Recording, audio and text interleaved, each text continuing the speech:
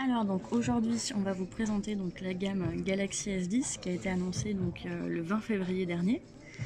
Alors au niveau des produits on va avoir le S10e qui a une taille d'écran de 5,6 pouces. Ensuite on va avoir le S10 qui a une taille d'écran donc de 6,1 et enfin le S10 Plus avec une taille d'écran de 6,4 pouces. Donc au niveau de l'écran, je pense que tu l'as vu, mais on a vraiment un nouvel écran Infinity. Donc on va vraiment en fait avoir une intégration subtile de l'appareil photo ici en haut à droite sous forme de bulle. Et ensuite, quand tu Comment vous appelez ça justement? C'est le trou dans La l'écran. bulle. La bulle. Oui. D'accord. En termes d'immersion, Ouais. c'est assez impressionnant. Donc comme tu peux le voir, on a une surface d'affichage qui est de 93%. Donc ça couvre quasiment la totalité de la surface avant. Donc en termes d'immersion, déjà c'est bien donc, par cet écran Infinity, mais notamment aussi grâce à la technologie Dynamic AMOLED. Qu'est-ce que c'est? Donc c'est la technologie Super AMOLED plus la norme HDR10+. On l'a sur tous les écrans? Sur l'ensemble de la gamme. D'accord. Tout à fait. Ensuite, au niveau des écrans du design, sur le S10e, on va être sur un écran qui est flat, alors que sur le S10 et le S10 Plus, on sera sur des écrans au bord incurvé.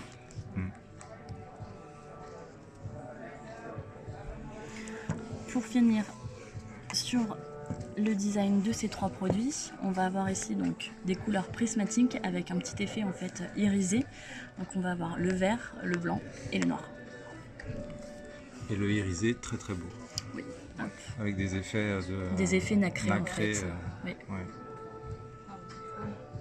Voilà. Les trois couleurs sont disponibles sur les trois smartphones? Oui. Ensuite, si on continue avec cet écran, on va avoir le lecteur d'empreintes qui va être sous l'écran.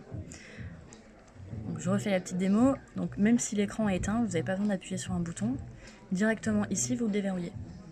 Donc ça va être de la technologie à ultrasons. Donc il y a plusieurs bénéfices. Le premier, ça va être en termes de sécurité, parce que là on va être sur en fait de l'ultrason, donc reconnaissance 3D, alors que sur un optique, on sera sur du 2D. Donc meilleure sécurité et ensuite meilleure aussi commodité dans la vie de tous les jours. Donc même si on a les mains mouillées, il n'y aura pas de souci pour déverrouiller votre appareil. Et aussi en termes de rapidité, vous avez vu c'est très fluide même si l'écran est éteint. Il n'y a pas besoin d'appuyer très fortement sur l'écran comme avec un lecteur d'optique. En fait. C'est ça.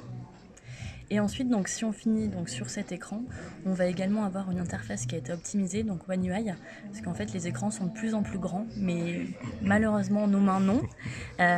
Donc on va vraiment en fait retrouver tous les boutons d'action qui vont être en fait dans la partie basse de l'écran. Dans la partie basse, et ensuite ici on va plutôt avoir une zone de lecture. Donc c'est très pratique, même au niveau des messages, on va retrouver tout en bas, il n'y a plus besoin d'aller chercher les options en haut. Ouais. Donc ça c'était vraiment la première partie sur cet écran, donc vraiment immersif. Ensuite le second gros pilier, ça va être au niveau de l'appareil photo. Donc là, comme tu as pu le voir, on va être sur un triple capteur photo. À quoi ils servent? Donc tu vas avoir ton premier ici central, qui va être le capteur principal, Dual Pixel, qui va notamment te servir pour les photos en basse lumière. Tu vas avoir une ouverture qui va de 1.5 jusqu'à 2.4. Donc là c'est parfait pour les photos en basse lumière. Et ensuite tu vas avoir donc ton second capteur ici qui va te servir à l'ultra grand angle. Donc là tu vas avoir un angle de vue qui va être de 123 degrés, alors que classique sur un capteur classique tu seras sur 77. C'est à peu près équivalent à l'œil humain. Et ça l'avantage c'est notamment pour les photos de groupe. Tout le monde rentre dans le cadre, il n'y a plus de soucis. Et ensuite, et enfin, donc le dernier capteur, le zoom optique x2, qui va te permettre de faire des clichés sans déperdition de qualité et qui sera aussi utile pour le mode portrait et l'effet bokeh. Donc ça, c'est sûr. Il a un double emploi, le zoom. Donc juste à savoir, le zoom optique x2, c'est celui qui n'est pas présent sur le S10e. Ça va être la différence majeure. Le S10 en fait a la même combinaison de capteurs photo. Il a exactement le même appareil photo arrière. Ensuite, si on tourne, on arrive à notre appareil photo frontal. Donc c'est là où on va avoir une différence. Donc ça va être le seul, le S10 Plus, qui va être équipé d'une double caméra à l'avant. Ça va servir notamment pour les portraits. Et également, donc c'est la première fois qu'on va être sur une technologie dual pixel sur une caméra avant. Donc ça, c'est disponible sur l'ensemble de la gamme. Ensuite, on va avoir un pilier qui va être lié aussi à l'intelligence artificielle, notamment de la reconnaissance de scènes.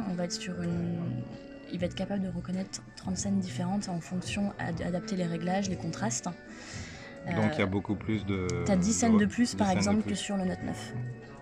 Ensuite, l'intelligence artificielle, il va permettre une autre chose, donc ça va être l'aide au cadrage. Donc c'est basé sur environ 100 millions de photos. Tu vas avoir une aide pour cadrer parfaitement tes clichés. Et enfin, le mode Super Night qui fait partie des 30 modes, qui est un mode donc pour les photos en basse lumière, ça va combiner 7 photos en une pour avoir la photo la plus claire possible. D'accord. Tout ça, ouais, ce sont des modes automatiques en fait. Ouais, que tu actives ou tu désactives selon tes besoins. Donc je te propose qu'on passe à la pratique. Donc là tu peux voir, on a une interface vraiment très fluide. Donc ici tu es en mode classique. Ici tu vas être en mode ultra grand angle, donc tu peux vraiment voir la différence entre les deux. Tu vois vraiment toute ta scène. Et enfin ici tu vas être en zoom optique x2. Donc vraiment tu peux switcher très très facilement entre tous les modes, il n'y a pas de souci. Et ensuite ici, donc on parlait de l'intelligence artificielle, tu peux voir ici ton petit bouton, donc ça tu l'actives ou tu le désactives. Donc là il est désactivé, et là il est activé.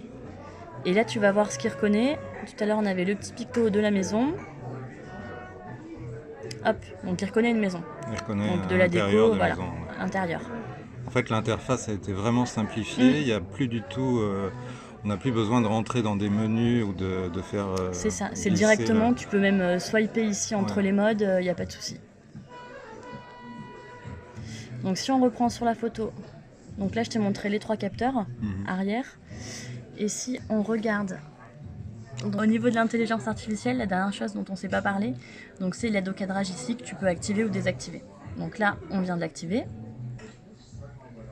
Et ici, en fait, tu vas avoir un petit rond qui va te suggérer donc ton cadrage. Hop, et ici, il suffit de matcher. Et donc là, il te dit que c'est le cadrage optimal. Et ici, donc, tu peux prendre ta photo. D'accord. Il se base, en fait, il va définir la photo la plus... En fonction, en fait, de ton champ, etc., tu vois, de ton horizon aussi. Hop. Donc ça, c'est basé sur environ 100 millions de photos. Donc on va avoir la photo la plus réussie. C'est ça, Instagrammable. Instagrammable, c'est ça. Donc ça va être sur l'appareil photo arrière. Ensuite, sur l'appareil photo avant, donc comme je te le disais, sur le S10+, tu vas avoir un double capteur. Un double capteur ici. Hop. Donc pareil, pour switcher, il suffit simplement de faire ça comme d'habitude. Et donc tu as ton portrait ici, ton mode portrait. Et là, donc, tu vas pouvoir régler en fait ton flou d'arrière-plan, avant ou après la prise de vue. Et ensuite, tu vas avoir aussi des petits effets qui vont être nouveaux. Tu vas avoir en fait un effet tourbillon, un effet un petit peu vintage, tu vois, avec le fond dissocié. Également un effet point couleur. Donc en fait, tu vas pouvoir avoir ton fond en fait qui va être en noir et blanc pour pouvoir faire ressortir le sujet. Donc ça, c'est aussi lié à l'intelligence artificielle et c'est également disponible en fait sur ta caméra arrière.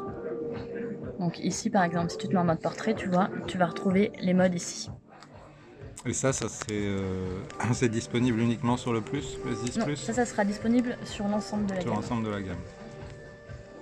Même s'il y a un seul capteur photo avant. Ici, en fait, ça sera fait en soft en fait. En soft. Voilà. Ensuite, si on continue, donc là c'était vraiment la photo, ensuite si on passe plutôt sur la partie vidéo, en vidéo, on va avoir une nouvelle génération de stabilisateurs optiques que tu peux activer ou désactiver ici. Donc on peut l'activer ou le désactiver. Ouais. Okay. Ensuite, si on passe plutôt sur la partie performance, donc on va avoir une nouvelle fonctionnalité qu'on a vue tout à l'heure, qui va être donc le partage énergie. Donc en fait, ton mobile va vraiment se transformer en chargeur sans fil. Donc, comme je te l'ai montré tout à l'heure, c'est assez simple. Ici, il suffit de l'activer. Hop. Et ensuite, tu as une dizaine de secondes, enfin tu as même 30 secondes pour poser ici tes écouteurs par exemple. Et ils vont se charger. Donc ça fonctionne avec tous les appareils compatibles Charge QI.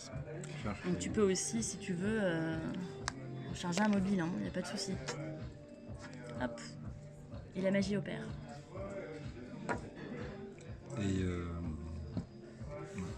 Et ensuite, au niveau de la charge, donc tu vas toujours retrouver la charge rapide et la charge sans fil. La charge rapide, c'est la même que sur le Note 9 Oui.